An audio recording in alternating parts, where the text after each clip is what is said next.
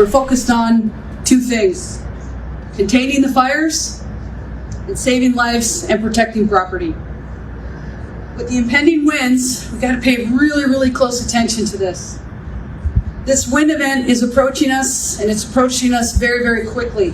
Nananatili sa critical fire weather ang Southern California dulot ng wildfire. Kasama rito ang mababang humidity at malakas na hangin na maaaring umabot ng 50 miles per hour o 80 kilometers per hour na maaaring magpalala sa mga sunog at magdudulot ng panganib sa mga kalapit komunidad. We need your help as much as you need our help. We need you to stay informed.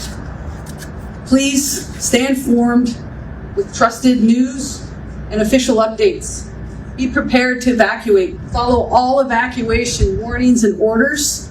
Also, we ask the public to stay off the roadways and away from any of the impacted areas.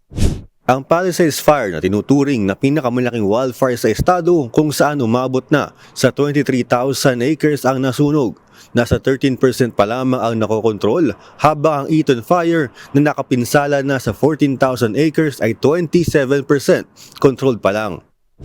Ipinag-utos ni California Governor Gavin Newsom ang pag-deploy ng 1,000 California National Guard members upang tumulong sa pag-abula ng apoy. Nagpadala naman si Texas Governor Greg Abbott ng 135 firefighters, kabila ang 45 fire engines at firefighting equipment upang tumulong sa pagtupok sa wildfires.